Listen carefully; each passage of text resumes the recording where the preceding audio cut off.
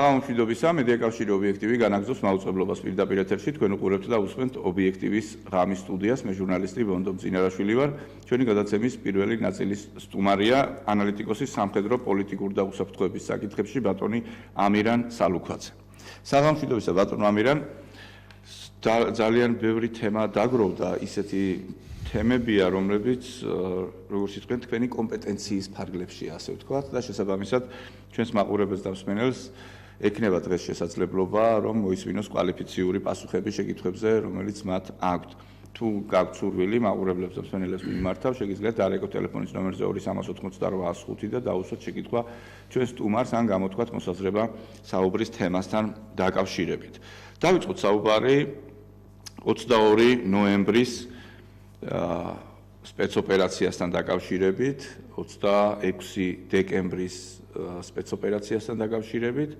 და იმ პროცესებთან დაკავშირებით რაც განვითარდა 26 დეკემბრის შემდგომ ჩვენ დავინახეთ სამწუხაროდ რომ საქართველოს მოსახლეობის გარკვეული ნაწილი საბედნიეროდ მცირე ნაწილი ბოლომდე ვერ აცნობიერებს პასუხისგებლობას სახელმწიფო უსაფრთხოებასთან დაკავშირებით შეიძლება ეს მათ ვალდებულებაშიც არ არის მაგრამ ყოველ შემთხვევაში გონივრული რჩევის შემდეგ მაინც უნდა ასე ვთქვათ ჩამოაყალიბონ პოზიცია სახელმწიფო ინტერესების სასარგებლოდ.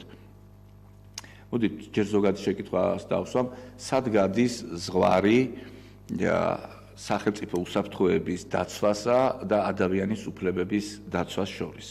როდესაც ჩვენ ვისმენთ განცხადებებს სხვადასხვა პოლიტიკურ მოსაზრებებს, ხშირად პოლიტიკური ელფერით ან ადამიანის უფლებათა დაცვის საკითხებზე სპეკულაციებს ხშირად შეიძლება გვავიწყდება კიდეც რომ ქვეყნის უსაფრთხოების უზრუნველსაყოფად შეიძლება ადამიანის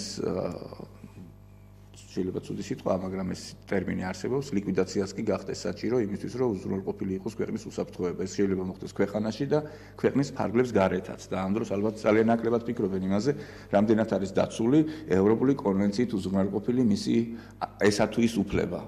მათ შორის სიცოცხლის უფლებაც, რომელიც სამწუხაროდ ისე აღმოჩნდა, რომ არ არის აბსოლუტური უფლება, როცა საქმე სხვადასხვა ინტერესებს ეხება, პირველ რიგად სახელმწიფო ინტერესებს.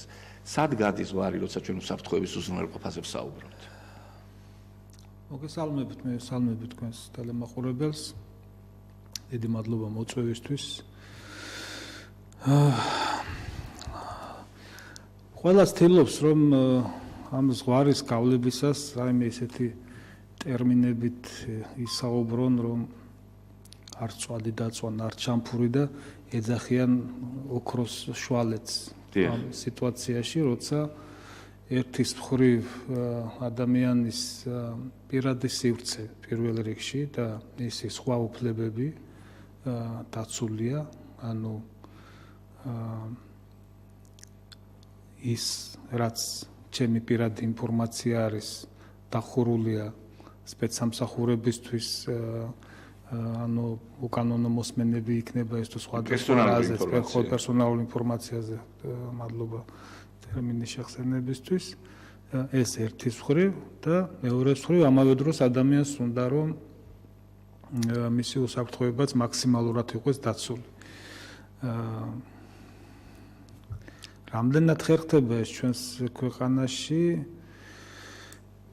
თუ უსაფრთხოებაზე ზოგადად ვიმსჯელებთ იმითი დაუშვათ ტერორისტული აქტების რაოდენობით და სხვა მსგავსი ფაქტებით, მოდით სპეცოპერაციის დროს დაღუპულებს ჩვენ ამ შემთხვევაში მოვიყვანთ აქ ვისაუბროთ რისთვის კეთდება ეს ყველაფერი რომ არ მოხდეს დაუშვათ ტერორისტული აქტები, არ მოხდეს რაღაცა სხვა პრევენციული ღონისძიებების ანუ და მოსახლეობის დაცვა.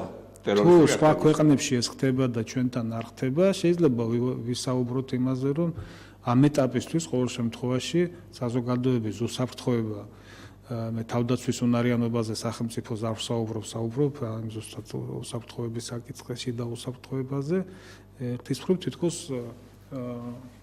უზრუნველყოფილია. რამდენად ეს ხდება, ხო? ევროპას ვადარებთ ხოლმე, ჩვენ ხო ევროპული დავასრულებ და ორი სიტყვით, ანუ რამდენად ეს ხდება სპეცსამსახურების წარმატებულობით? ეს ცალკე შესაძლებელი და ცალკე საკითხი არის. ხო, რადგან შესაძლოა ჩვენ არა ვართ ამ ეტაპზე ასე ვთქვათ,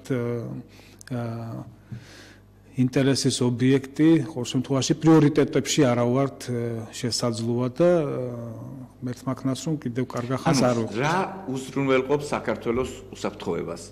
სწორედ ეს მინდოდა მეკითხა და თქვენ დაიწყეთ ამ თემაზე საუბარი. ეს არის ის, რომ ჩვენ ტერორისტებისთვის ჯერ არა ვართ სამიზნე და ის რაც მოხდა ჩატაებთან დაკავშირებით ამ პანგის ჩატარებულ ანტიტერორისტულ ოპერაციასთან დაკავშირებით ეს არის უბრალოდ შემოსული ან სამშობლოში ისლამური სახელმწიფოს რიგებში მებრძოლი ადამიანების სამშობლოში დაბრუნების მერე მათი კონტროლი, ისევე როგორც ამას აკეთებენ თქვათ გერმანიაში, დიდ ბრიტანეთში ან საფრანგეთში, აღრიცხული ყავთ ყველა ის ადამიანი, რომელიც თავის დროზე იბრძოდა ISIS-ის რიგებში. თუ ჩვენი სპეცსამსახურები კვალიფიციურად მუშაობენ. თუ ჩვენი სპეცსამსახურები კვალიფიციურად მუშაობენ, მაშინ ჩნდება შეკითხვა ასე.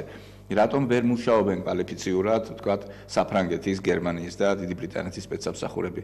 მით უფრო რომ მათ აქვთ მეტი ფინანსური შესაძლებლობებიც. მაგრამ ამავე დროს პრიორიტეტებზეა საუბარი. თუ მთავარი სამიზნე არის ის სახელმწიფოები, რომლებიც მეტწილად მათთვის საფრთხეს წარმოადგენს, ხო?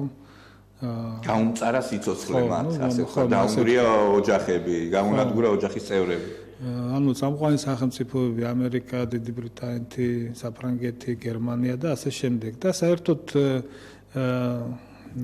ევროპის ცენტრი, სადაც მსოფლიოში ყველაზე მაღალი დონე არის სიცოცხლის, შესაბამისად მსგავსი ტერორისტული აქტები მეტად ეფექტიანი არის ტერორისტული ორგანიზაციებისთვის, მეტ კივილს აყენებს სოფლიო საზოგადოებაში, ხო, მეტი რეზონანსია და ასე შემდეგ. შესაბამისად, რაც ხშირია შემთხვევები, ანუ მცდელობები ტერორისტული აქტების, მეტი ალბათობა იმისი, რომ სადღაც რაღაცა გაეპარება სპეცსამსახურებს და რაიმე მოხდება. მაშინ, როდესაც ძალიან გააქტუალურებული იყო ისლამური სახელმწიფო და ისლამური სახელმწიფოს წინააღმდეგ საერთაშორისო ძალების, ასე ვთქვათ, ბრძოლა საქართველოსთან, პანკისის ხეობიდან, მე როგორც ვიცი, არსებობს ესეთი მონაცემი, 20-ზე მეტი ადამიანი, ბევრი იყო წასული არა მხოლოდ პანკისის ხეობიდან, აჭარიდანაც და გურიიდანაც, მთიანი რაიონებიდან, მაგრამ პანკისის ხეობიდან 20-ზე მეტი ადამიანი იყო დაღუპული უკვე. სხვა რეგიონებიდანაც იყო ასე დაღუპულები. სრულიად ბუნებრივია ეს ადამიანები აღრიცხული ეყოლება ჩვენ სპეცსამსახურებს. მათი მხრიდან მოსალოდნელია თუ არა, არ მინდა ხე მოსალოდნელია ისეთი პანიკა არ მინდა დავთესო, მაგრამ რამდენად თქვენი აზრით კონტროლდებიან ეს ადამიანები, რომ მათი მხრიდან საფრთხე არ შეექმნას მოსახლეობის უსაფრთხოებას? და რა მექანიზმებით უნდა უზრუნველყოს სახელმწიფომ ეს უსაფრთხოება? მინდა დავიჯერო, რომ ეს ხალხი აღრიცხულია და კონტროლზეა, თუმცა მსგავსად სხვა სახელმწიფოებშიც არიან აღრიცხული ტერორიზმში ეჭმიტანილები ან მათთან კავშირზე მყოფი პირები. უამრავ სახელმწიფოში მოხდა ტერორისტული აქტები და შემდეგ ირკვევა, რომ ეს პირები იყვნენ გარკვეული პერიოდის განმავლობაში აღრიცხვაზეც და იყვნენ თვალთვალის ქვეშაც. შემდეგ შეწყვიტეს თვალთვალი, ხო არ შეიძლება ყველაზე თვალთვალო, აი ჩვენ ახლა საუბრობდით წეგან პირადი ინფორმაციის დაცვაზე ერთის მხრივ და მეორეს მხრივ უსაფრთხოებაზე, ანუ ტოტალური თვალთვალი შეუძლებელია, თუმცა ესეთ შერჩეულ პირებზე, რომლებიც ვიცით სხვადასხვა ინფორმაციებით და სპეცსამსახურებზე ექნებათ უფრო მეტი ოპერატიული ინფორმაცია ამ პიროვნებებზე, არიან კავშირში ტერორისტულ ორგანიზაციებთან, დიდი ალბათობით მათ მიმართ მიმდინარეობს ოპერატიული ღონისძიებები, მინდა ამის მჯეროდეს და დარწმუნებული ვარ, რომ მეტწილად ასე იქნება შესაძლოა იქ რაიმე გამოეპაროს სპეცსამსახურებს, კიდევ ერთხელ ვამბობ, რომ მსგავსი ხარვეზები არსებობს უამრავ სახელმწიფოში, ჩვენზე წარმატებულ სახელმწიფოებში. ახლა რაც ეხება მათ დაუშვათ უკან შემოღწევას, ნუ აქ ორი რამ არის, ერთის მხრივ აქვს თუ არა მათ ასეთი მიზნები და ჯერჯერობით უამრავი ადამიანი, რომლებიც ამ თემატიკაზე მუშაობენ, ზოგადად საუბრობენ, რომ მათი მხრიდანაც არ იყო იმისი მცდელობა, რომ თავის სამშობლოში ტერორიზმის საფრთხე გადმოეტანათ, თუმცა გამორიცხული არაფერი არ არის იმ რეალობების შემდეგ საკუთრებით რაც დადგა ახლო აღმოსავლეთში რომ აქტივობა ამაზე საუბრობდნენ თვეების წინ და ერთი წლის წინაც როცა ფაქტიურად დამარცხებისკენ წავიდა ეგრეთ წოდებული ისლამური სახელმწიფოს საქმე რომ ისინი გააქტიურდებოდნენ სხვა რეგიონებში როგორც აზიაში, ასევე კავკასიაში და აფრიკის მიმართულებითაც. სხვა მიმართულებით აქტიურები არის. მიმართულებით 2015 წლის ნოემბერში ვსაუბრობდით ჩვენ ობიექტივში იმის თაობაზე, რომ ევროპას ტერორისტ ალღა გადაუვლიდა და შემდგომ მოხდა ნიცაშიც და ასე შემდეგ ეს ტერაქტები. იმ ადამიანების ვინა რომლებიც არიან იმ ქვეყნის მოქალაქეები, ესენი ბრუნდებიან თავიანთ სამშობლოში, შემდგომ მათ ვერავინ ვერ დაუშლის. ხშირად იქ დაბადებული გაზილები არიან, არა დევნილები, ტოლვილები ასე ვთქვათ.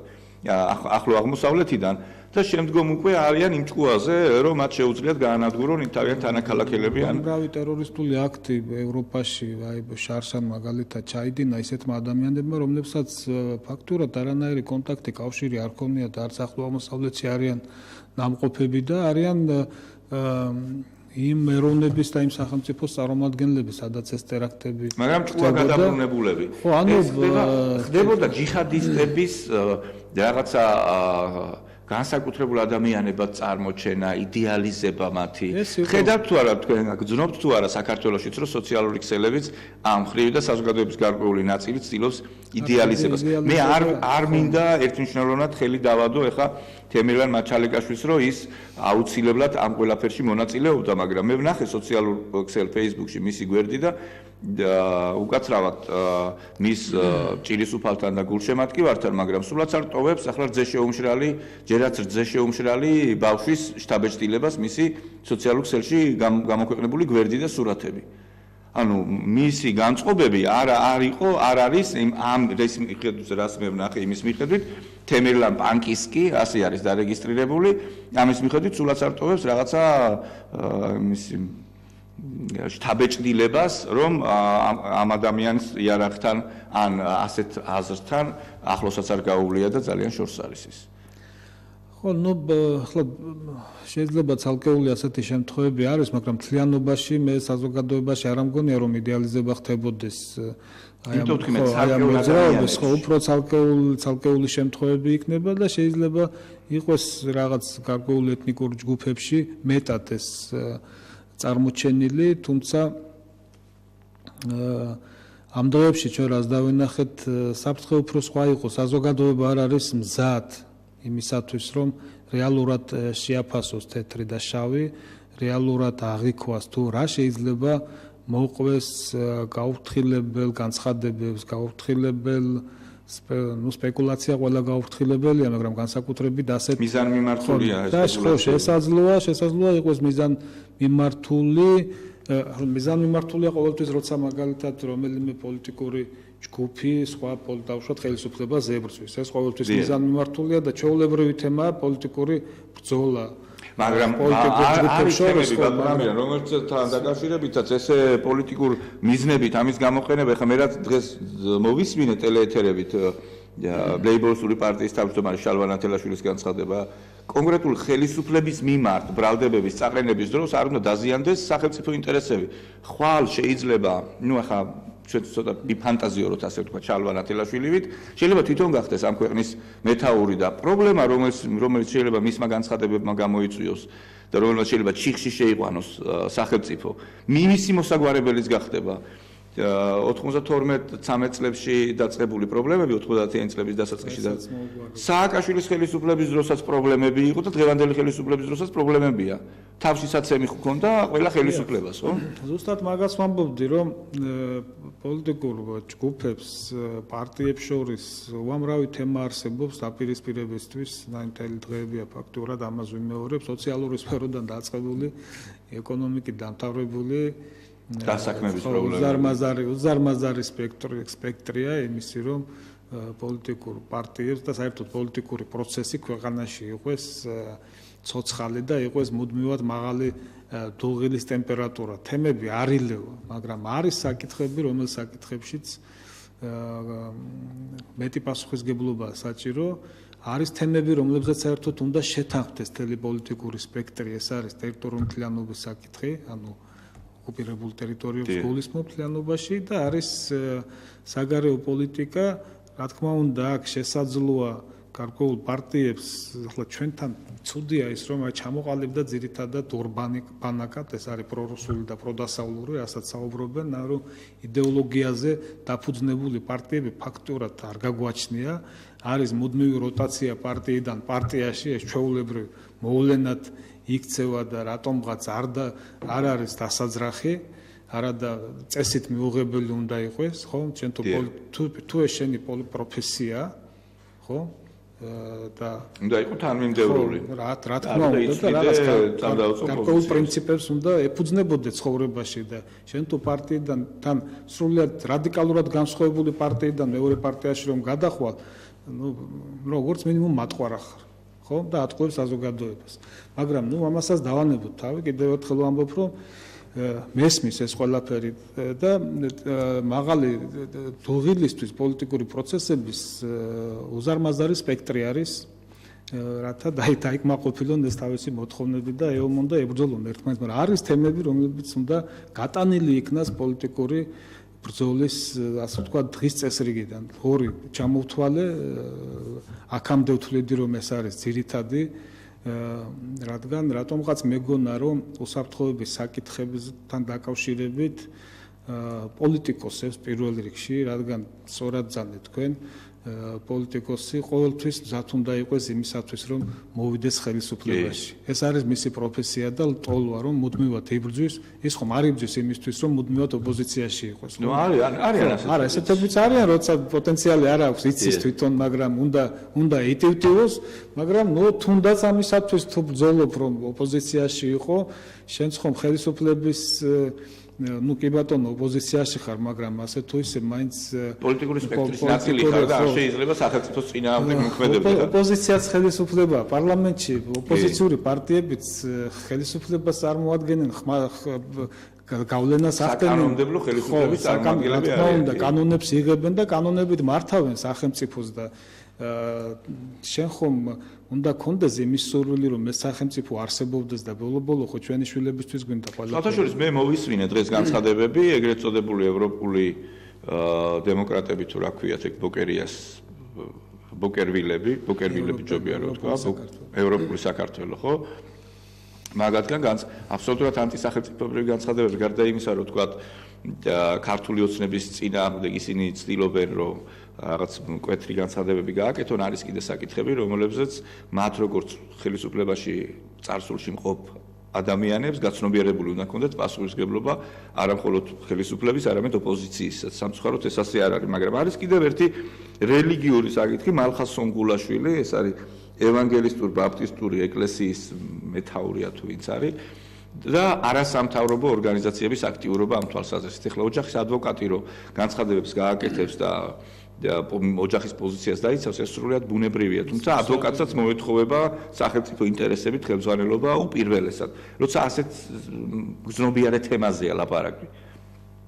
მაგრამ რელიგიური ორგანიზაციის წარმომადგენელი, არასამთავრობო ორგანიზაციის წარმომადგენლები ყველა თითქოს ერთიანად არის დაპირისპირებული საქართველოს სახელმწიფო ინტერესებთან. ამ შემთხვევაში როგორ უნდა მოიქცნენ შესაბამისი ორგანოების წარმომადგენლები, მიგულისხმობ, როგორც სამართალდამცავ, ისე სპეცსამსახურებს. პრინციპში ძალიან ბევრი რამ რეგულირდება კანონით. დიახ. და ასეთი განცხადებები, რომელიც მიმართულია პირდაპირ შუღლის გაღვივებისთვის ან პროცესების გასაღვივებლად, რომელ პროცესებსაც შესაძლოა მოყვეს შემდეგ უმართავი ტალღა პროტესტის. დიახ. და არა მხოლოდ პროტესტის. ჩვენ შეგნებულად გარკვეულ თემებზე თავს ვიკავებთ, რომ ვისაუბროთ, თუმცა არც ისეთი საფრთხე არ არის, რაზეც რამდენადაც აჟიტირება მიდის ამ ყველაფერს. და ისტერიკა უფრო ვიდრე რეალური საფრთხე. როცა ხელისუფლებას აბრალებენ მარგინალიზაციას, აი ამ რეგიონის ბანკისის ხეობაზე ვსაუბრობ და თვითონ ამ აჟიტირებით 10-მდენ მარგინალიზებას ახდენენ. ზუსტად ასეთი განცხადებებით. ხო? და იქ საუბარი იყო რაღაც კავშირებზე, კადიროვთან და ასე შემდეგ, არ მინდა ამ თემებზე საუბარი, ფაქტურად რეალობას მოწყვეტილია, ზოგი არათუ ნამყოფი არ არის პანკისის ხეობაში, საერთოდ არიციან სად არის ტერიტორიულად. და რა ტერიტორია უკავია? ხო, უამრავ ადამიანს წარმოდგენა არ აქვს პანკისის ხეობას, სად იწყება, სად თავდება, რამდენი დასახლებული პუნქტია და ასე შემდეგ. ახლა აღარ მივყვები და თუ არიციან, კარგია, ჯობია არ იცოდე. და რა განწყობები აქვს პანკისის ხეობაში? ჩვენ გვექნება შესაძლებლობა, რომ გადაცემის მეორე ბლოკში 2 წუთის შემდეგ ვაჩვენოთ მაყურებელს და მსმენელს თუ რას ფიქრობენ ბატონი თეიმურაზ ბათირაშვილი, თარხან ბათირაშვილის მამა და ქალბატონი ეთერ ბორჩაშვილი, პანკისის ხეობის მკვიდრია, ესეც მოხუცი ქალბატონია, რა დამოკიდებულება აქვს და მე ვფიქრობ, რომ პანკისის ხეობიდან საქართველოს ქართველების მიმართ და საქართველოს ერთიანობას საფრთხე ნამდვილად არ ემუქრება, რომ არ იყოს პროვოკაციები აქედან. სპეკულირება იყო და იყო წაქეზება ოჯახის, რომელსაც მოდი დავანებოთ თავი, ახლა იყო დამნაშავე თუ არ იყო, არ არის ეს არ ჩემი გადასაწყვეტია, ვერც ამ გადაცემაში გადავწყვეტ ამას, ეს არის. საერთოდ მამა მალხას მაჩალიკაშვილი გამოძიებას ნდობას უცხადებს თემირლანის მამა. ღიად ჟურნალისტებთან ამბობს, რომ ის გამოძიებას უცხადებს ნდობაზე დაელოდება გამოძიების შედეგებს. გაცილებით მეტი აი დღეს თქვი და გუშინ რამდენჯერმე და დავწერე კიდევაც, რომ გაცილებით მეტი პასუხისმგებლობით გამოირჩევა დაზარალებული ოჯახი, ხო? ვიდრე ადამიანები, რომლებსაც მოეთხოვებათ ეს პასუხისმგებლობა, რადგან არიან ცნობადები, მათ აქვთ აუდიტორია, ხო? დიახ, და ეს მე პასუხისმგებლობასაც გულისხმობს. მაგას ვამბობ ახლა, ნებისმიერ ჩვენთაგანს აქვს აუდიტორია, ჩვენ დღეს ახლა გამოვდივართ გადაცემაში საუბრობთ, გარკვეული რაოდენობა მოსახლეობის გვისმენს, ზოგი ონლაინში, ზოგი ხვალ მოგვისმენს და ჩანაწერებს ნახავ. და სხვადასხვა ტელევიზიებით გამოვდივართ, გვაქვს სოციალური ქსელი, სივრცე, უზარმაზარი. პირადად მე არ მინდა სხვაზე ვისაუბრო, მაგრამ 1000-ჯერ დავწონი ხოლმე და 1000-ჯერ გადამისწორებია ჩემი დაწერილი, რომ ჩემ დაწერილს ხალხი კითხულობს და მე არც ისე ყველაზე ცნობადი ვარ და ყველაზე კითხვადი და პოლიტიკოსები, რომლებიც 20-25 წელია ტრიალებენ და პრეტენზია აქვს სწორად თქვენ რომ შესაძლოა ხვალ ხელისუფლების ერთ პიროვნებაზე არ ვსაუბრობ, მარტო აქ უამრავი განცხადება იყო და ფაქტურად მე აი ამ მეორე სპეცოპერაციის შემდეგ შევეცადე მაქსიმალურად რომ ეს სიჩუმე შემენარჩუნებინა და არ გამეკეთებინა განცხადებები ერთი მარტივი მიზეზის გამო, რომ როცა დაიჭრა ეს პირველ ახალგაზრდა ადამიანი, რომელიც დღეს გარდაიცვალა და წავიდა ეს გამამწვავებელი განცხადებები, მწვავე განცხადებები კი არა, ხო, გამამწვავებელი, ანუ შეგნებულად, როცა ცდილობენ გამწვავებას, თორემ პირდაპირ განცხადებები არ არის მწვავე.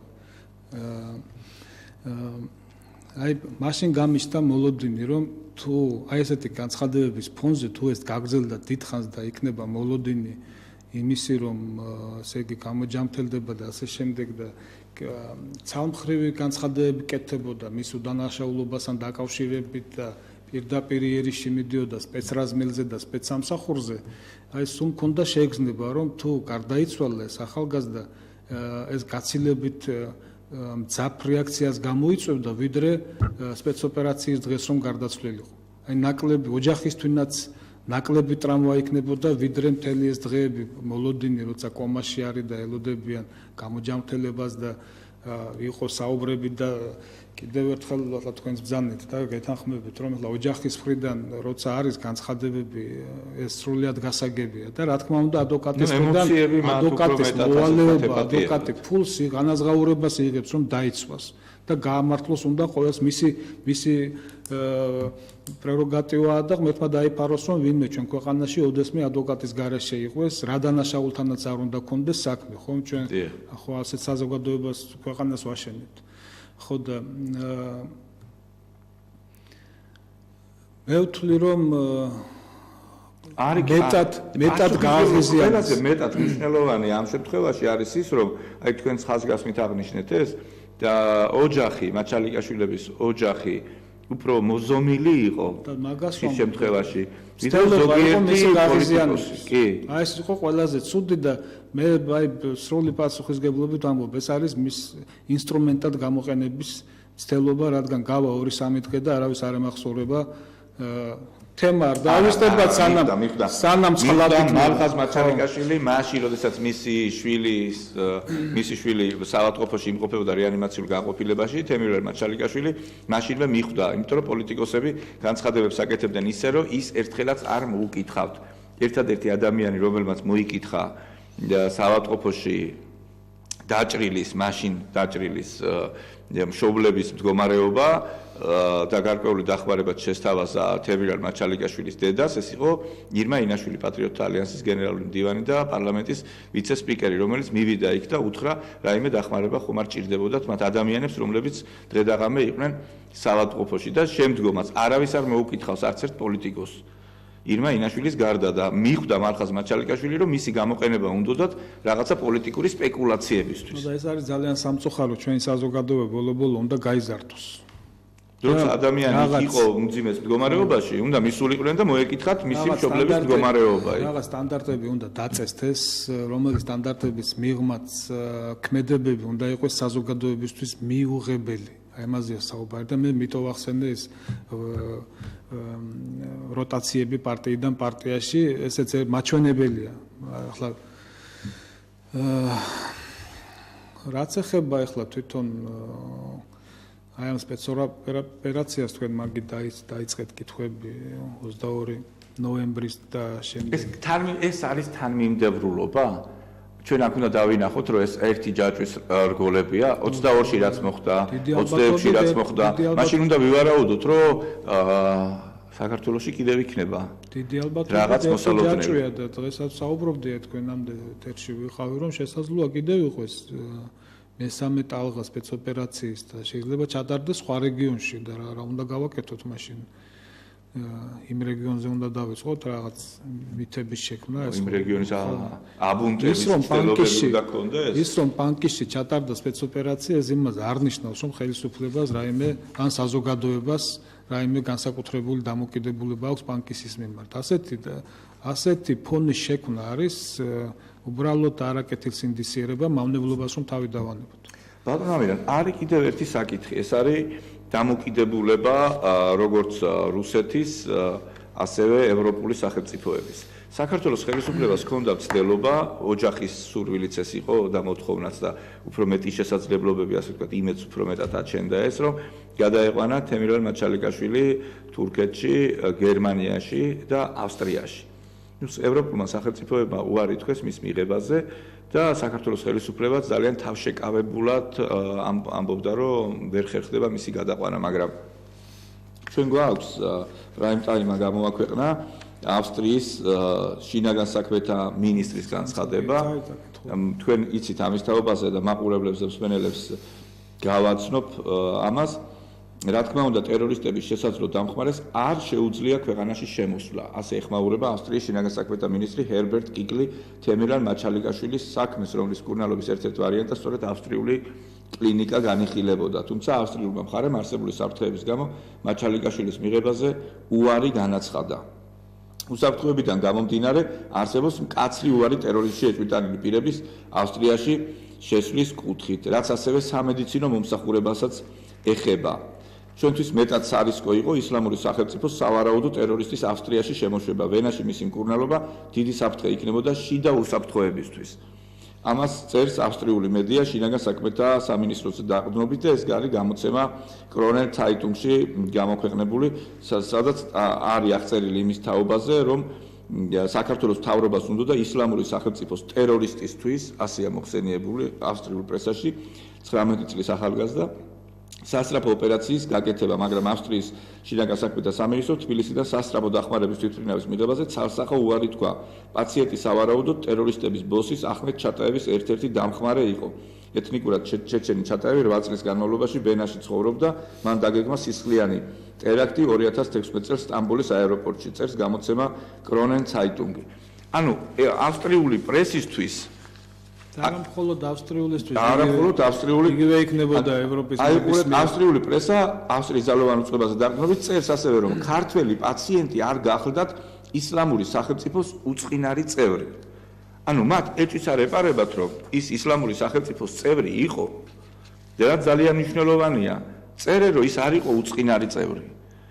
ეს ბუნებრივი არ იქნებოდა საქართველოს მხარის მიერ გადაცემული ინფორმაცია.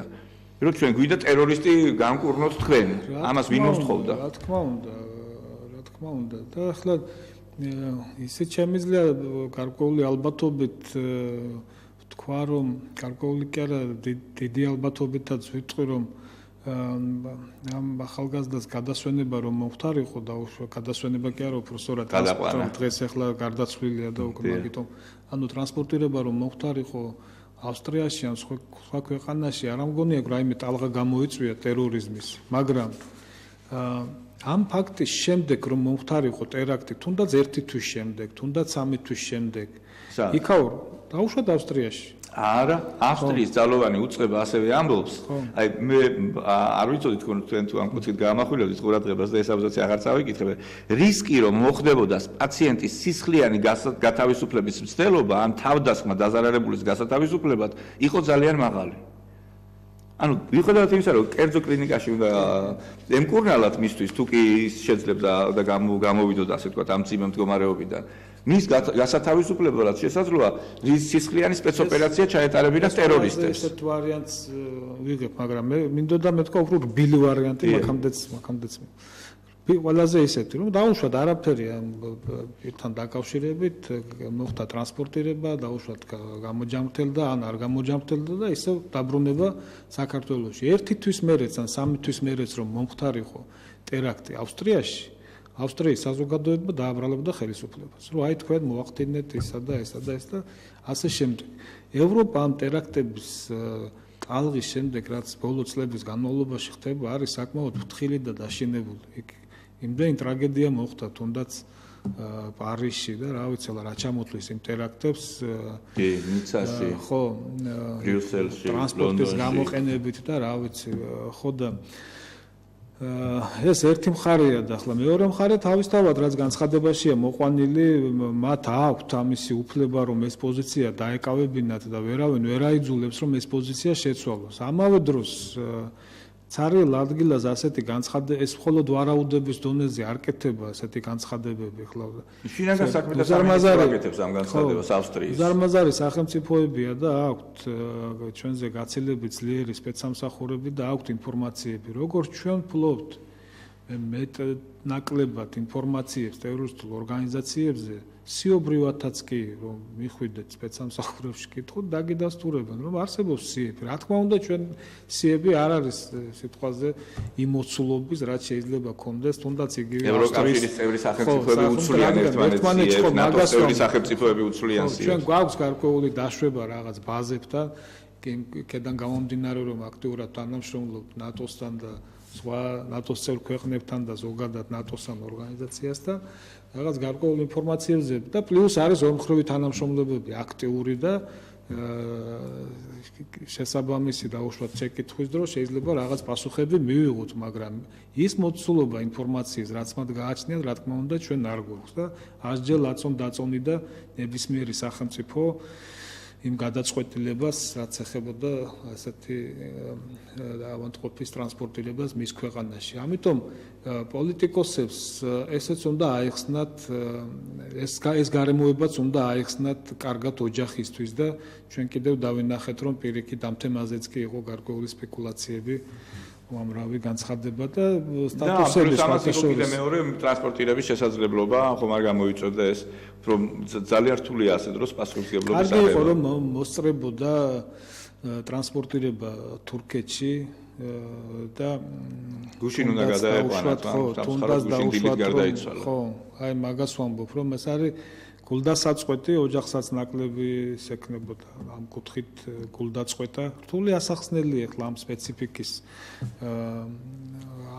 ოჯახისთვის რა რომ რა მიზეზით და რატომ გაიწელა ეს ყველაფერი თუმცა სპეციალისტები სხვადასხვა ქვეყნიდან იყვნენ ჩამოსულები და მათ ნახეს კონსილიუმები იყო მოწვეული. ბუნებრივია სახელმწიფოსთვისაც მნიშვნელოვანი იყო, რომ თემირან მაჩალიკაშვილი გადარჩენილი იყო და გარკვეულ შეკითხვებზე ეპასუხა. თუკი ავსტრიული მხარე, ავსტრიის შინაგან საქმეთა მინისტრი სამინისტრო უწყინარს არ უწოდებს მას როგორც ისლამური სახელმწიფოს წევრს, არც თუ უწყინარი იყო. ეს იმას ნიშნავს, რომ გარკვეული ინფორმაციები ევროპელებსაც აქვთ. თაობაზე, როგორც აჰმედ ჩატაევის და ერთ-ერთი დამხმარე ასია მოყვანილი ის და აჰმედ ჩატაევი 8 წელი ცხოვრობდა ვენაში. მაგ ბუნებრივია მის შესახებ ძალიან ბევრი ინფორმაცია იქნებოდა. ძალიან ბევრი საუბარია იმის თაობაზე თუ როგორ აღმოჩნდა ჩატაევი საქართველოში.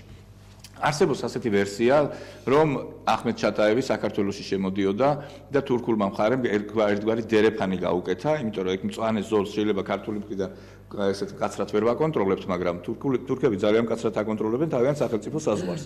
გამოუშვეს ის, რათა აქ შექმნილიყო გარკვეული, ასე ვთქვათ, ბაზა იმისთვის, რომ შემდგომ მათ ისინი წასულიყვნენ რუსეთში, ან კავკასიის რეგიონში შეექმნათ ისეთი ვითარება, რომელიც რუსეთის გავლენებს კავკასიაში შეასუსტებდა. მე ვგულისხმობ ჩრდილო კავკასიას, ახლა საქართველოში და სომხეთში და აზერბაიჯანში ალბათ უფრო ნაკლები ინტერესი ექნებოდათ ამ თვალსაზრისით, მაგრამ ჩრდილო კავკასიაში გარკვეულად შეეძლოთ რაღაცა დამოკიდებულებების შეცვლა.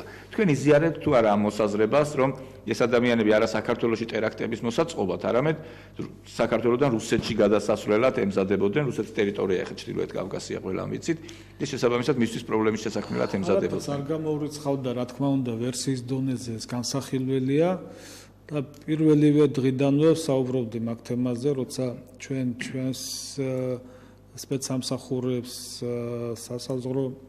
საზღვრდაცვის პოლიციას და ზოგადად მთავრობას უყენებთ პრეტენზიას დაცულობასთან დაკავშირებით და საუბრობდნენ უფრო სწორად, რომ სპეცსამსახურებმა შემოიყვანა და ასე შემდეგ, საზღვარს აქვს ორი მხარე. როგორც აქედან ჩვენ ვიცავთ, როგორც თქვენ აღნიშნეთ, იქედან არის თურქეთი.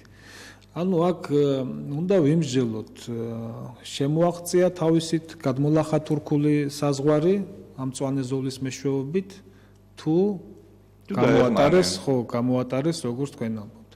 ვერსიის დონეზე ყველაფერი უნდა განვიხილოთ. მათ შორის თეთრი დერეფანიც, მათ შორის ზღვიდან შემოსვლაც, პანკისიდან შემოსვლა შეიძლება გამოუყენებია ის მარადიდის გზა. ხო, შეიძლება სხვა რუსეთიდანაა შემოსული. არავინ არ იცის, საიდან შემოვიდა და რა ამოცანები იყო. მაგრამ დაპატიმრებულია ერთ-ერთი მისი დამხმარე იდოიძე, რომელიც დუმილს ინარჩუნებს, მაგრამ თურქეთზე გეტყვით, აღავსეთ ეგა და ყველა ვერსიას აქვს მეტნაკლები ალბათობა. ზოგ ვერსია შეიძლება ქონდეს 1%, ზოგ 80 და ასე შემდეგ, ხო? ნუ რა თქმა უნდა, თქვენ რა კითხვას დასვით, მან ალბათობა შეიძლება იყოს საკმაოდ მაღალი. უბრალოდ ახლა მე შემიძლია ამ თემაზე ვისაუბრო, თუმცა მეც მოვერიდებოდი, რადგან ჩვენაირი ადამიანების ყველა განცხადებას, ყველა სტატუსს კითხულობენ. ახლა მე წლები გავატარე სპეცსამსახურში, ღია წყაროების მონიტორინგით ვიყავი დაკავებული, ერთ-ერთი სპეციალობა არის ეს ჩემი.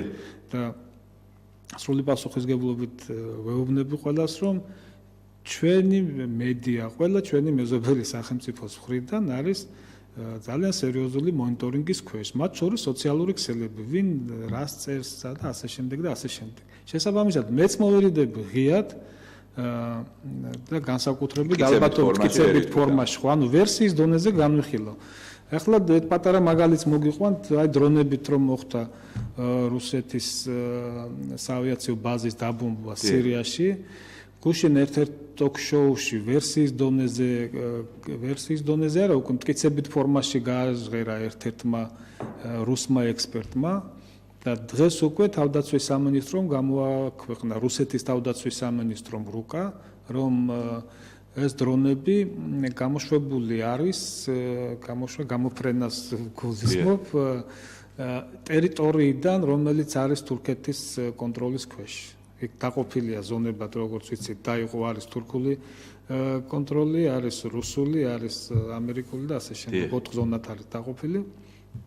აი იმ ზონიდან ზუსტად რომელზეც პასუხისგებლობა აღებული აქვს თურქეთს და როგორც დღეს რუსული საინფორმაციო გამოშვებები აცხადებდნენ, თურქეთის მხარეს გაეგზავნა, ასე ვთქვათ, წერილობითი შეტყობინება, ნუ იმ ვითარებიდან და იმ ურთიერთობიდან გამომდინარე, რომელიც ახლა დღეს ვინ გამოახრინა წერილობითი შეტყობინება, რომ მეტი ყურადღება მიაქციონ, ხო, რადგან ახლა ეს რომ ყოფილიყო 2-3 წლის წინ, რა თქმა უნდა, იქნებოდა უფრო მწვავე რეაქციები და ზუსტად როცა დაიწყო რუსეთ-თურქეთის ურთიერთობების, ასე ვთქვათ, დალაგება, მაშინ წერდი და რამდენი პუბლიკაცია მაქვს ამ თემაზე დაწერილი და ვამბობდი, რომ რუსეთმა და თურქეთმა გარკვეული საკითხები, რომლებიც ასე ვთქვათ, მათი ურთიერთსაპირისპირო მიზნების სფეროდან არის, შემოდეს თაროზე. მაგრამ თაროზე შემოდება არ ნიშნავს იმას, რომ ისინი ერთმანეთის ინტერესები გაუნელდათ და ერთმანეთის საწინააღმდეგოდ არ იმოქმედებენ და ჩვენ გადაცემამდე ბევრი ვისაუბრეთ თურქეთზეც და ზოგადად თურქეთის პოლიტიკაზე და ამ ყველაფრიდან გამომდინარე გამორიცხული არაფერი არ არის, ყველა ვერსია არის განსახილველი, მაგრამ ეს ჩვენ უნდა მივანდოთ სპეცსამსახურებს და მაგრამ სპეცსამსახურების მიმართ ძალიან კატეგორიულები არიან. ამ თემაზე როდესაც საუბრობთ, სულ მივდივართ ანტისახელმწიფოებრივ აზროვნებამდე ცალკეული ადამიანების და მე არ მოვერიდები ამის თქმას, რომ ზოგიერთი ისე აზროვნებს და ისე საუბრობს და ისე წევს, რომ საგანგებო ყურადღების მიქცევა ჭირდება. მე არ გულისხმობ, რა თქმა უნდა, მათ იზოლირებას, მაგრამ საგანგებო მედიცინაში არ მოიშვებიან ხო, მედიკამენტოზური მკურნალობა ჭირდებათ სერიოზული, იმიტომ რომ მინიმუმ ხელისუფლებაში მოსაშვებები არ აქვს. ხო, ფსიქიკაში რაღაცა ვერ აქვს კარგად, ისე გამოდიან საქართველოს სახელმწიფოს წინააღმდეგ. მე არ გულისხმობ ხელისუფლების კრიტიკას, სრულად ბუნებრივია, არსებობს სახელმწიფო ინტერესები. ჩვენ ხედავთ, რომ ხელისუფლებისაც, სპეცსამსახურებისაც, ნებისმიერ ძალოვანი სტრუქტურა, რა თქმა უნდა, ხო, რა თქმა უნდა. და არა, ისე რომ გამოძიე 22 ნოემბერს სპეცოპერაცია ჩატარდა, გულისხმობ ისანში, თბილისში ჩატარებულ ანტიტერორისტულ ოპერაციას და სადღაც მეორე-მესამე დღიდან დაიწყო უკვე შეკითხვები. აბა რა გააკეთეს, აბა ვინ არიან, აბა რა გვარები არიან, საიდან შემოვიდნენ, როგორ შემოვიდნენ. იმ დროს, როდესაც ჩვეულებრივი სისხლის სამართლის საქმეზე 9 თვიანი საგამოძიებო ვადა არსებობს. და ასეთ ოპერაციის დროს ეთხოვენ ერთ კვირაში უკვე დეტალურ ინფორმაციას ელემენტარულ საყოფაცხოვრებო საკითხებზე სასამართლო პროცესების გადადება ხდება ესეთ. სამოქალაქო დავები 2 თვის შემდეგ, 6 თვის შემდეგ, 2 წლის შემდეგ და ასე შემდეგ და ეხლა გამოძიება ასეთე მე პირველივე წეგან მინდოდა და ვეღარ დავამთავრე, ანუ პირველივე დღიდანვე ვთქვი, რომ ეს ისეთი თემა არის, რომ გამოძიების გარკვეული მასალები და შედეგები დასკვნები გამოძიების ჩვენთვის შეიძლება ცნობილი არ გახდეს. საერთოდ არც უნდა გახდეს. ვერ გახდეს და არც უნდა გახდეს გარკვეული რამ. ჩვენ თუ არ ვენდობით, ეს მეორე მხარეა და მაგისთვის არის არჩევნო urna თუ ვინმეს და რამეს არ ვენდობით. ეგ იმას არ ნიშნავს, კიდევ ერთხელ ვამბობ, რომ ჩვენ ყველას ვინც ამ თემებზე მუშაობთ, მედიის წარმომადგენლები იქნებიან საექსპერტო საზოგადოების თუ არასამთავრობო ორგანიზაციების ლუპის ქვეშ არ ყავდეს ხელისუფლება. რა თქმა უნდა, ყველაფერს უნდა ვაკვირდებოდეთ და სადაც კრიტიკა არის საჭირო, არსად არ ვერიდები, არც პირადი კონტაქტები და არც სოციალური ქსელით და ასე შემდეგ. პირადად უფრო მწვავე ვარ, ვინც მიცნობს შემიძლია სტუდიის გარეთ გარკვეული მაგალითი ყველაფერს ვერ მოგიყვებით. მაგრამ რეალურად ასე არის. ტელეფონით გვიკავშირდება, შემდგომ ვაჩვენოთ ბატონ თეიმურაზ ბათირაშვილის და ქალბატონ ეთერ ბორჩაშვილის მოსაზრება, რომელიც 3 იანვარს არის ჩაწერილი პანგისის ხეობაში და შემდგომ განაგრძოთ საუბარი. დიახ, გისმენთ. მოგესალმებით, ბატონებო. გამარჯობა. რა თქმა უნდა, ძალიან ცუდია, რომ ეს პოლიტიკური ნიშნის რომ იყენებენ ყველაფერს. ეს თავიდან სულ ასე იყო და ეხლა პროსტო მეცინება ხოლმე, ეხლა ბესელიას რო უყურებ და დინარაძეს და ემას და რო დამსკრიბდებიან და იქნება გაიხსენონ ჟვანიას მკვლელობის საქმე, ლაფანხორის ოპერაცია, ეხლა რო დამსკრიბდებიან და გამოძიებას დაველოდოთ. კი, ეგრეა, მაგრამ ასე რო ვლაპარაკობდნენ ადრე, ეგაა უბედურობა. მე არც ადრე არ ვამართლებ და არც ეხლა არ ვამართლებ, რომ პოლიტიკური ნიშნის რაღაცა გამოეყნოს, მაგრამ მე კითხვა მიჩნდება, როგორც ერთ მოქალაქეს. კი ბატონო, სახელმწიფოებრივად ვიფიქროთ, კი ბატონო, მაგრამ ადამიანს გაუხვრიდეს შუბლი. იყო თუ არა საჭირო. აი მე მიჩნდება ეს კითხვა. ხო, მაგრამ ეს ხო ერთწავით არ გათიშოთ. ეს ხო გამოძიებამ უნდა დაადგინოს, იყო თუ არა საჭირო. არა, რაც ახლა გასაგებია, მაგრამ გამოძიება რას დაადგენს და როდის დაადგენს, ბატონო ბონდო, ესეთი გამოძიებები უკვე რო გქონოდა ჩვენ ამდენი ხნის განმავლობაში გამოძიებები რომ მართლა არა, მომისმინეთ ერთი წამით არ გათიშოთ რა. მე არ ვლაპარაკობ ნდობა, უნდობლობაზე უკაცრავად ბატონო ამირან. მე ვლაპარაკობ წმინდა პროცედურულად. თქვენ ეთანხმებით თუ არა იმას, რომ ეს უნდა დაადგინოს გამოძიებამ? რამდენად მოქმედებდა სწორად სპეცრაზმელი, როდესაც შევიდა მაჩალიკაშვილის სახლში, ხო, ასეა? არა, კი ბატონო, გაადგინოს გამოცდილება. შენ ხო არ ვიცით ჯერ რას ადგენს ის გამოძიება? იქნება ადგენს რომ სპეცრაზმელმა უფლებამოსილებას გადაამეტა, არ შეიძლება იმ მომენტში შეიძლებოდა სხვაგვარად მოქმედება და ასე შემდეგ. წინასწარ რატო გაქვთ ეს განწყობა, რომ ეს აუცილებლად იქნება ისეთი გადაწყვეტილება, ისეთი შედეგი, რომელიც თქვენთვის მიუღებელი იქნება? რატომ გაქვთ ეს განწყობა წინასწარ? იმიტომ რომ ადამიანი მოკლეს და ეს ამ ადამიანის თუ მე არ იმას კი არ ვიძახი რომ ეს კავშირში არ იყო და რაღაცა ეს მე მაგას არასოდეს არ ვიტყვი და დაუშვათ კიდევაც რაღაცა კავშირებში იყო, მაგრამ შეიძლებოდა თუ არა მისი უსისხლოდ აყვანა. ხო და მაგას ვამბობ მე ზუსტად ჩვენ გვეუბნებიან ოჯახი და ადვოკატი გვეუბნება რომ მას არ ქონდა იარაღი, მას არ ქონდა ხელყუმბარა. ტელეფონი მოეჩვენა სპეცრაზმელს რომ იყო იარაღი, ხო?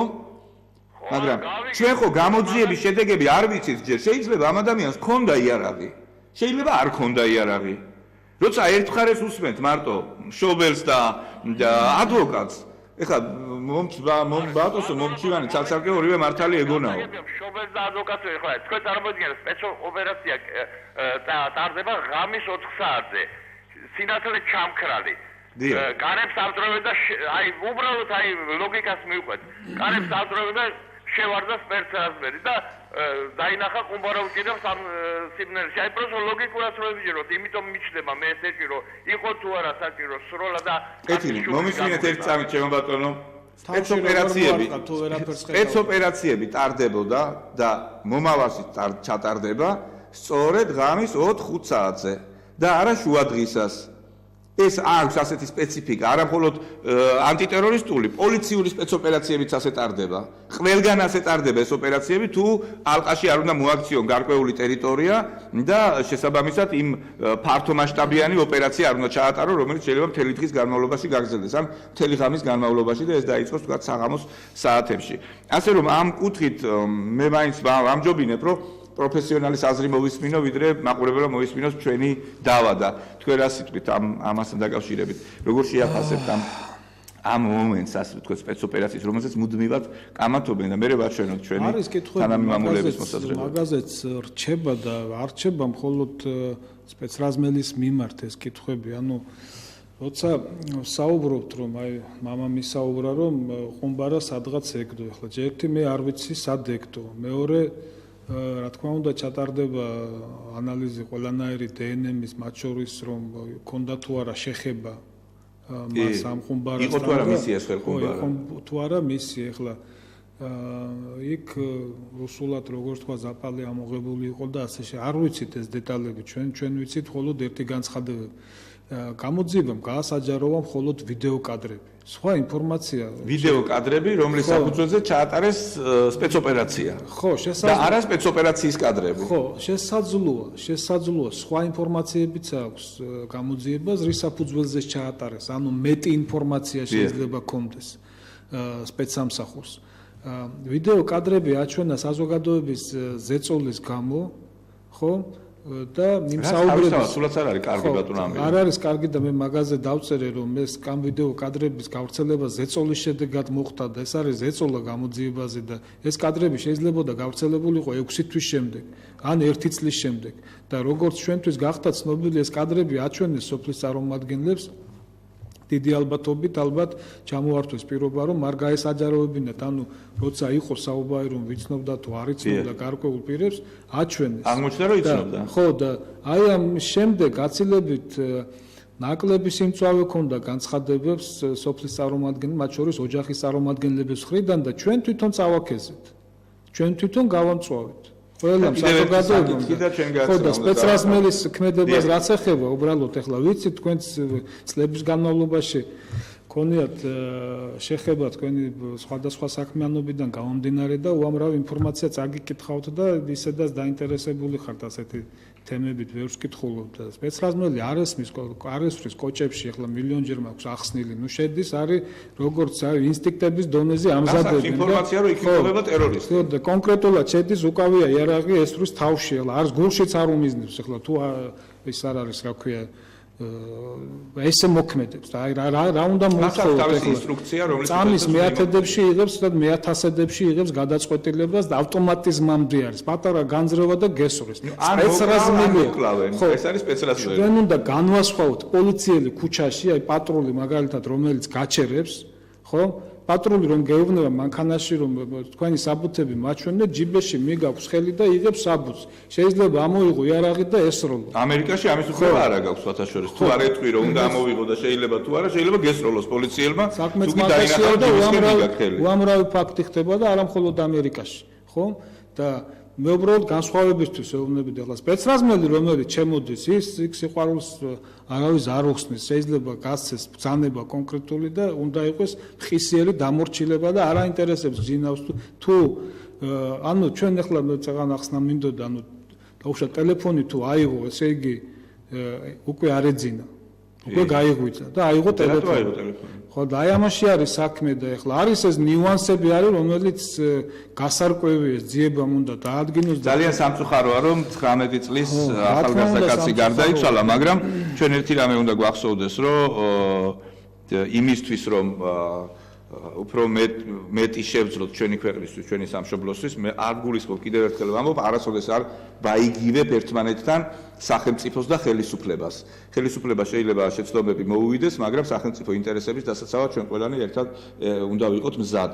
ეს არის ძალიან მნიშვნელოვანი და არავის არ აქვს უფლება, რომ პანკისის ხეობასთან დაკავშირებით პოლიტიკური სპეკულაციები გამოიყენოს რაღაცა თავისი პოლიტიკური მიზნების მისაღწევად და საბოლოო ჯამში ძალიან დიდი სირთულების წინაშე აღმოჩნდეს ჩვენი სამშობლო. ძალიან დიდი მადლობა ბატონ ამირან სტუდიაში მოგზაურობისთვის. ჩვენ ახლა ამ გადაცემის დასკვნის ნაწილში გაჩვენებთ უკვე სამწუთიანი ვიდეოა. თარხან ბათირაშვილის მამა ბატონი თეიმურაზ ბათირაშვილი საუბრობს და ქალბატონი ეთერ ბორჩაშვილი პანკისის ხეობის მკვიდრია ორივე სოფელ დუისიდან. მე მგონი ჩვენი მაყურებლები და მსვენელები თეიმურაზ ბათირაშვილს იცნობენ ჩვენი კი არა საქართველოს სხვადასხვა ტელევიზიების თარხან ბათირაშვილის მამას არაერთხელ გაუკეთებია კომენტარი და მოვისმინოთ ამ ორი ასაკოვანი ადამიანის პოზიცია 3 იანვარს არის ეს ჩაწერილი როგორც იცით თემირლან მაჩალიკაშვილი გუშინ გარდაიცვალა და შესაბამისად ყველას ჰქონდა იმის მოლოდინი რომ მაჩალიკაშვილი გადარჩებოდა სამწუხაროდ ეს ვერ მოხერხდა მაგრამ რას ფიქრობენ პანკისის ხეობის მკვიდრნი საქართველოში ქართველებთან ურთიერთობაზე და თავიანთ ასე ვთქვათ პირობებზე რა პირობებში სიმცხოვრობენ ჩვენ მათგან მოვისმენთ და მე ვფიქრობ რომ ბევრისთვის იქნება ეს გასათვალისწინებელი განსაკუთრებით იმ ადამიანებისთვის რომლებიც სპეკულაციებით ხეირის მიღებას ცდილობენ და არ შეიძლება საკუთარ სამშობლოზე სპეკულაციები და ამით რაღაცა ხეირის მიღებაზე იოცნებოს ადამიანმა მე ჟურნალისტი ბონდო ბძინარაშვილი ვარ თქვენ ახავთ ახლა ამ ვიდეოს ბატონ ამირანს დავემშვიდობები და დაგიბრუნდებით რამდენიმე წუთში ქრისტები და ქართველები ძმები არიან რა უნდა გითხრათ კარგად არიან ერთმანეთთან ქართველებთან ნათესაური კავშირი ქონია ყოველთვის ქრისტებს ჩვენ ურთიერთობა ქონია ქართველებთან გროზნოდან ჩამოვიდა კაცი რა აქაური სტუდენტები გროზნოში უნდა გაბრეკოთონ ვინც ასწავლობსო ჯოყოლო დუიში იყო ძალიან ჭკვიანი კაცი ოდიუს უპას ეძახოდნენ უარი უთხრა იმან არ წამოვლენ ჩვენი ახალგაზრდებო თბილისში უნდა იყოს აქ უნდა იყვნენ აქ უნდა ისწავლონ ვერ წამოვლენ გროზნოში არ გაუშვა და ისე გაესტუმრა ეგ ჩეჩნები ჩვენ საქართველოში ვცხოვრობთო და საქართველოს მოქალაქეები ვართო და აქაც უნდა ვისწავლოთო და აქაც უნდა ვიყო ვცხოვროთო ცუდი ურთიერთობა ქართველებს და ქრისტებს სულაც არ გქონიათ პირიქით ძალიანაც კაი ურთიერთობა ჰქონია. აი ახლა მე უკვირდები სომხებსა და აზერბაიჯნელებს. კაცო არ იციან ქართული. ვერ ალაპარაკობენ ქართულად. ქრისტის ბავშვები კიდე ქართულ სკოლას სწავლობენ და შვენივრად ლაპარაკობენ ქართულს. ხო გეუბნები ხან ნათესაური კავშირი გვაქვს. მაგალითად ჩემი დები ქართველებში არიან გათხოვილები. ერთი ქიზიყშიაზე მომაჩხანში, ერთი აქ მაწანში არის. და წესები როგორც ყველას მუსულმან ხალხს, მუსულმანია, ქრისტიანია. არიან ქრისტებიც ქრისტიანი. მე მაგათაც ქრისტიანი ვარ. წარმოშობით კი ქრისტები ვართ. ითვამ ხალიდან არის ჩვენი წინაპარი წამოსული. მამა ჩემი ქრისტიანი იყო, პაპა ჩემი მახსოვს ქრისტიანი იყო. და მეც მას გასვადგარ. აი ჩემი სასანთლე. აი კვანტებს სანთლებს. კარგად ვიყავით, კარგად, ტკბილად, კარგად ვიყავით ქართლები და ჩვენ. დღეს ჩვენი გაჭირება რა არის? აი ხალხი რაღაცას შვებიან და ხლაფორს აკეთებენ. კარგი ხო არ არის? კარგია ის რომ დაჭრა ჩვენი ქისტი. ეხლა სიკვდილზეა. ცოტა არ არის? დედმამის ერთი ბიჭია. ხო კარგი არ არის. ჩვენ ქისტები კი ძალიან მოთმინე ხალხია. ჩვენ უთმევთ ხალხს. ჩვენგან არაფერი არ იქნება ცუდი, კარგი იქნება და ისინიც კარგი იქნებიან ჩვენთვის. ჩვენ კი კარგად ვიყავით, მაგრამ ეგრე შუა და შუა რაღაცა აჭიანურებს ბოდიში ხალხი. ქართლები ჩვენთვისაც იქნება, ჩვენ მაგათვისაც ვიქნებით.